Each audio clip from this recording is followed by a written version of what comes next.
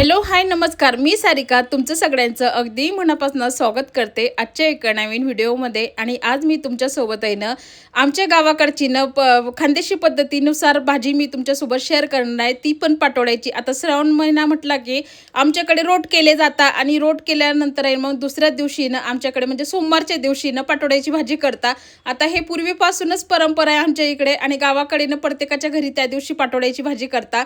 आणि आमच्याकडे ना म्हणजे पाटोळ्यांची भाजी म्हणतात त्याला आणि पुडाच्या पाटोळ्या अशा पण म्हणतात। आणि चला मग मी तुम्हाला आमच्या गावाकडच्या पद्धतीनुसार आहे ना ती भाजीची रेसिपी दाखवणार आहे, तर तुम्ही नक्की शेवटपर्यंत व्हिडिओ बघा। आणि त्यानंतर पीठ संपलेलं होतं आणि दुपारच्या वेळेस मला लक्षात नाही राहिलं दळण करायचं, तर इथे मी दळण वगैरे करून घेतलं आणि तिकडचा पसारा आवरला। आणि त्यानंतर म्हटलं चला आता भाजी करायची, त्यासाठी मी ते 4-5 कांदे ना गॅसवरती मस्त भाजायला ठेवले होते। आणि भाजलेले कांदे ना खूप मस्त भाजी येते आणि टेस्टी पण लागते बरं का। आता मला जेव्हा केव्हा म्हणजे असं काळ्या मसाल्यातली भाजी करायची असली ना मी अशाच पद्धतीने कांदे भाजून घेते आणि त्याला मस्त मिक्सरमध्ये घेतले, भांड्यामध्ये टाकून घेतले बारीक हे करून। आणि त्यानंतर त्याच्यामध्ये भाजलेलं खोबरं असे काही तुकडे केलेले होते आणि त्यामध्ये अद्रक आणि लसूण घ्यायचं आणि थोडंसं कोथिंबीर घ्यायचं त्यामध्ये आणि वाटून घ्यायचं बारीक अशा पद्धतीने। आणि त्यानंतर मग म्हटलं चला आता हे वाटत होते मी तोपर्यंत बाकीचे मी इथं कामं आवरलेले होते। म्हणजे कसं आहे ना आधी हे मसाला वगैरे करून ठेवला की मग पटकन दुसऱ्या कामाला आपल्याला लागता येईल। आता पाटोळ्याची मला भाजी करायची होती, त्यासाठी मला भरपूर असं म्हणजे कांदा वगैरे ते चिरून आणि खोबरं वगैरे ते खिसून आता भाजायचं होतं। त्यासाठी म्हटलं चला पटपट इथे आवरून घेते, पहिलं मसाला वगैरे मी करून घेतला। आणि त्यानंतर मग बेसन पीठ संपलेलं होतं, बेसन पीठ आणलं होतं, त्याला डब्यात भरून घ्यायचं होतं, तर त्याला डब्यात भरून घेतलं म्हटलं चला। आणि मी पॅकेटवालंच बेसन पीठ यूज करत असते कारण की डाळ वगैरे म्हणजे संपलेली। आता मी 1.5 वर्ष झाले गावाकडेच गेली नाही, तुम्ही समजू शकता 1.5 वर्ष म्हणजे किती दिवस झाले। आणि मी गावाकडे अजिबात गावाकडचं तोंड सुद्धा पाहिलं नाही, आता 1.5 वर्ष होऊन गेले। आणि मला असं वाटतं की आता मी कधी गावाला जाणार आहे आणि काय माहिती आता तो योग कधी नशिबात म्हणजे येणार आहे गावाला जाण्याचा। आणि त्यानंतर मग इथे बेसन पीठ वगैरे भरून घेतलं आणि त्यानंतर म्हटलं चला आता इथं पाटोळ्यांसाठी ना मी करायचे, त्यासाठी मी ते बेसन पीठ घेतलेलं होतं, त्यामध्ये थोडंसं मीठ टाकून घेतलं आणि त्यातमध्ये आपल्याला हळद आणि थोडंसं तिखट वगैरे टाकायचं। आणि त्यानंतर मग थोडंसं ओवा पण टाकायचं त्यात, म्हणजे कसं आहे ओवा वगैरे टाकलेला असला की आपल्याला छान असं स्वाद येतं त्याला।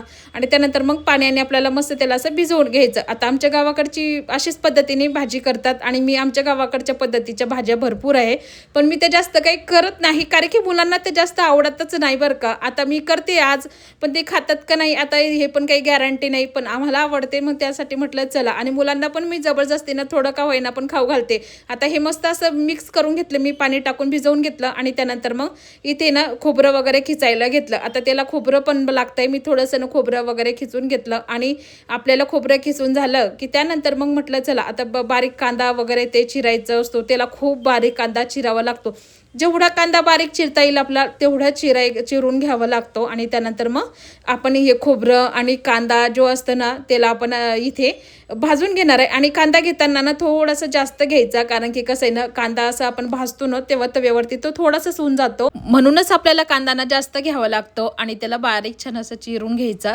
आणि त्यानंतर आहे ना मी तवा गरम करायला ठेवलेला आहे आणि त्यानंतर इथे तव्यावरती टाकून घेतलं त्याला आणि पूर्ण छान असं त्याला भाजून घ्यायचं आपल्याला। आता भाजून म्हणजे आपल्याला पूर्ण असं भाजायचं नाहीये बरं का त्याला, नाही तर मग कसं जाडाय वगैरेचं नाही, जाडायचं तर अजिबातच नाही आपल्याला, त्याला फक्त असं थोडंसं म्हणजे असं मऊ झाला पाहिजे तो आणि लालसर झाला पाहिजे एवढाच आपल्याला त्याला भाजायचं आहे, म्हणजे त्याचा जे कचवटपणा असतो ना तो गेला पाहिजे, तसं करायचं। थोडं तेल टाकून मस्त त्याला भाजून घेतलं मी आणि त्यानंतर त्यामध्येच मग इथे खोबरं वगैरे मी टाकून घेतलं। इथे मी खोबरं घेतलेलं होतं भरपूर। आता खोबरं पण आपल्याला जास्त जाडायचं नाही आहे, थोडंसं गोल्डन होऊ द्यायचं आहे, तोपर्यंत भाजायचं आहे। कमी गॅसवरती मी भाजून घेतलेलं आहे, फुल गॅसवरती अजिबात नाही, नाही तर मग फुल गॅसवरती जर भाजले तर लगेच खोबरं जळून जाते। आणि अशा पद्धतीने मी खोबरं भाजून घेतलं आणि ते पण काढून घेतलं बरं का इथे। आणि त्यानंतर मग चला आता मी हे घेतलेली होती इथे खसखस, ते टाकून घेतली मस्त आणि त्यानंतर तिला पण थोडीशी मी परतवून घेणार आहे। आणि तिच्यामध्ये ना खसखस घ्यायची बरं का, कसं आहे ना छान अशा पाटोळ्या होतात आपल्या। आणि ते सारण सगळं मी मिक्स करून घेतलं इथे ताटामध्ये काढून घेतलेलं होतं आणि त्यानंतर मग ते सारण सगळं हाताने मस्त एकजीव करून घेतलं आणि त्यानंतर इथे तव्याला थोडंसं तेल वगैरे लावून घेतलं आणि जे आपण इथे बेसन पिठाचं हे केलेलं होतं ते टाकून घेतलं मी मस्त इथे बॅटर। आणि त्यानंतर मग त्याला हाताने मी हे करून घेतलं आणि त्याच्यावरती आपल्याला ते सारण जे केलेलं आहे ना ते मस्त असं टाकून घ्यायचं हाताने आणि लगेच आहे ना त्याला आपण असं पलटी मारून घेणार आहे, थोडं पटकन पलटी मारायचं जेणेकरून आहे ना ते सुकलं नाही पाहिजे, नाही तर ते बॅटरचं वरचं जे सुकलेलं असलं ना तर मग ते असं चिटकत नाही जेव्हा आपण पलटी मारतो तेव्हा। आणि त्यानंतर मग अशी काही पद्धतीने पाटोळी आपली तयार झालेली आहे आणि खूप मस्त आहे। आता आमच्याकडे याला फोडाची पाटोळी म्हणतात बरं का। आणि त्यानंतर मी सगळ्या करून घेतल्या इथे आणि त्यानंतर मग आता ते भाजी वगैरे करायची त्यासाठीच म्हटलं चला आता ते थोडं थंड झाल्या होत्या. त्यानंतर मी सगळ्या काही करून घेतल्या आणि म्हटलं चला आता बारीक पीस तिचे आपल्याला कट करायचे. आता आपण कट करून पण ते असं म्हणजे निघत नाही किंवा काही नाही, त्या तशाच राहतात म्हणून आपल्याला ते पटकन पलटी मारावं लागतं आणि करावं लागतं. आता त्यानंतर इथे मी तेल टाकलेलं होतं पातेल्यात आणि पातेल्यातलं तेल आहे ना असं छान असं तापू द्यायचं. त्यानंतर मग त्यामध्ये ना आपण जे केलेला मसाला असतो वाटण ते टाकून घ्यायचं आहे आणि त्याला छान असं परतवून घ्यायचं. आणि त्यानंतर मग इथे मी 2 चमचेने इथे तिखट वगैरे टाकलं होतं. तिखट म्हणजे घरचा मसाला जो केलेला आहे तो मी टाकलेला आहे त्यामध्ये. आता तुमच्याकडे जे तुम्ही बेसिक मसाले टाकतात तुम्ही ते टाकू शकतात, गरम मसाला किंवा ते, आणि खड्या मसाल्याचे पावडर वगैरे तुम्ही त्यामध्ये टाकली ना तर खूप छान लागते. म्हणजे मसाला नसेल तुमच्याकडे घरचा जो बनवलेला तर खड्या मसाल्याची पावडर बनवून ठेवायची, त्यामुळे ना भाजीची खूप मस्त टेस्ट येते. आणि त्यानंतर इथे मी पाणी वगैरे घालून घेतलं, मस्त छान असं तेल सुटलं तोपर्यंत मसाला परतवून घेतला मी आणि त्यानंतर त्यामध्ये पाणी वगैरे ॲड केलं. आता तेल सुटतं ना तोपर्यंतचा आपण मसाला परतवला ना तर खूप छान तरी येते भाजीला.